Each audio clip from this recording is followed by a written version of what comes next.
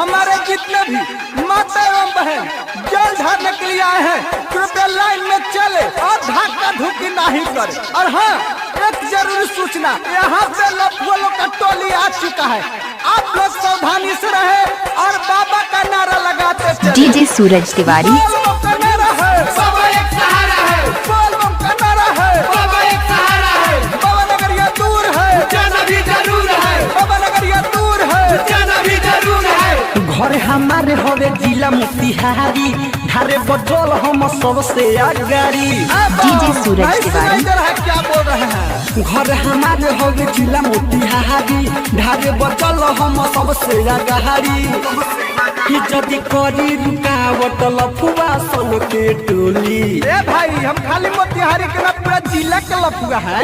मार देम गोली देव घर में दे बोली, मार देम गोली देव घर में दे बोली, मार देम गोली देवा घर में जे बोली, मार देम गोली चल धारी में जे बोली। तो कहता है नीम की लकड़ी कोई चंदन से कम नहीं, कहता है नीम की लकड़ी कोई चंदन से कम नहीं, और मेरे बाबा का धाम कोई लंदन से कम नहीं। प्रेम से बोलिए दुधेश्वर नाथ बाबा की। DJ Suraj Tiwari. Music director Shashi Singh, music director Shashi Singh.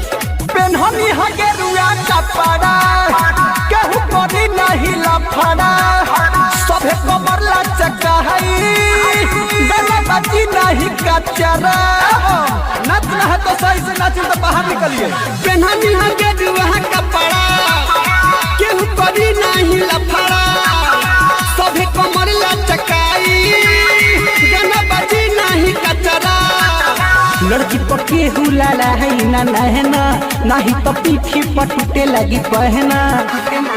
हरी खा के आइल बानी घर ही से भांग के गोली। सुन लो, यहाँ लौंडिया बाजी नहीं चलेगा क्योंकि बाबा का धाम है। मार दम गोली देव घर में दे बोली, मार दम गोली जल ढारे में दे बोली, मार दम गोली देवा घर में जे बोली, मार दम गोली जल ढारे में जे बोली। डीजे सूरज तिवारी। हेलो, ऐसा थोड़ा साउंड कम करो। एक आवश्यक सूचना, हमारा सिला न्यूज टीम की तरफ से सभी कंवरिया को हार्दिक हार्दिक अभिनंदन करती है और करती रहेगी। Recording by Sheela films, Motihari. DJ Suraj Tiwari. चिलम छाप जिंदाबाद, जिंदाबाद जिंदाबाद, चिलम छाप जिंदाबाद, जिंदाबाद जिंदाबाद। हमारे टीम की गौरी हमारे की नहीं दिख रहा है, कृपया मेरे बात को सुनने में साउंड के पास आए।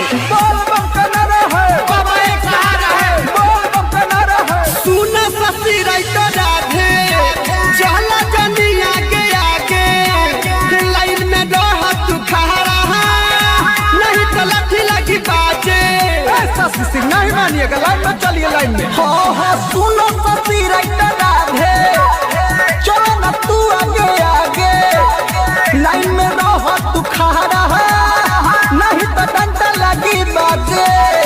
रोहित गुडू बस के बोला हवा, मिथलिस कन्हैया के गाना बजा हवा। होके भगवती में मगन डीजे पर सब के हुडोली।